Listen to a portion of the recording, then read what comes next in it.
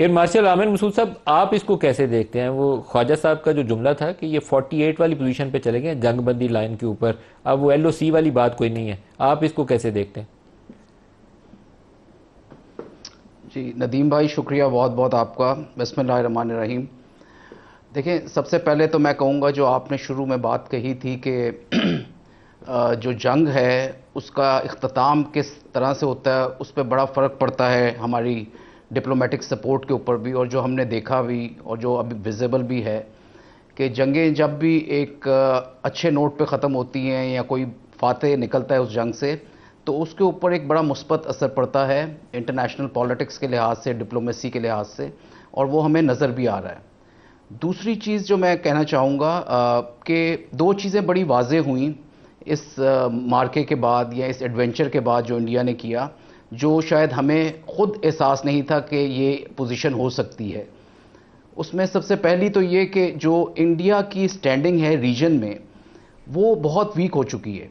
और क्वाड के बाद आपने देखा कि चाइना तो उसे एनिमी देख ही रहा है, और जितनी हालांकि कोशिश की इंडिया ने ये कहने की कि हमने क्वाड इसलिए ज्वाइन किया कि उसकी इकोनॉमिक बेनिफिट्स हैं और हम एक मार्केट हैं और financially we will be able to support, लेकिन उसके मिलिट्री डायमेंशन भी हैं और जो चाइना को टारगेट करना चाह रहे हैं बेसिकली।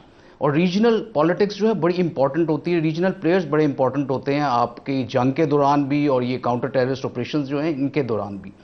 तो वो हमें चीज़ नज़र आई कि एक आइसोलेशन नज़र आई।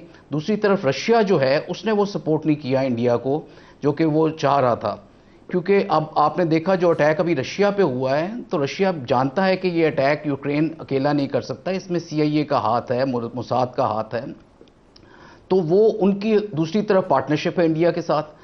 तो ये चीज़ें जो हैं ये इंडिया को रीजनली, ऑफ कोर्स बांग्लादेश वाला फैक्टर एक अलग है, आप जानते हैं, श्रीलंका वाला, तो regionally we are much better poised, जो कि हमें ये चीज़ बड़ी ऑब्वियसली नज़र आई। दूसरी तरफ जो आपने बात की कि कश्मीर का जो इशू है, देखिए कश्मीर का इशू कभी भी इतना प्रोमिनेंट ना होता अगर ये इंडर वाटर ट्रीटी को वेपनाइज ना करते। इन्होंने वो इंडर वाटर ट्रीटी को वेपनाइज किया, उसको मतलब निगेट कर दिया। तो ये पाकिस्तान के पास बड़ी अच्छी अपॉर्चुनिटी है, और बात बिल्कुल ठीक की फॉरेन मिनिस्टर साहब ने भी, डिफेंस मिनिस्टर साहब ने, कि मतलब शिमला मुआहदा जो है वो हम उसको मतलब नहीं मानते, और वापस आ गई बात उसी 48 की जगह पे। तो उसका मकसद ये है कि हमें अब प्रोएक्टिवली जाना चाहिए और ये कहना चाहिए कि भारत का ये जो कश्मीर पे कब्जा है ये नाजायज़ है। अगर भारत ये कह सकता है कि कोई टेररिस्ट एक्ट हुआ तो हम इसको एक्ट ऑफ वॉर समझेंगे, तो हम भी ये कह सकते हैं कि भारत ने जो कश्मीर पे ये किया हुआ है हम इसको प्रोएक्टिवली एड्रेस करेंगे। वो अगर वॉर नहीं करेगा तो हम एक्शन करेंगे ताकि इसको लिबरेट करा सके।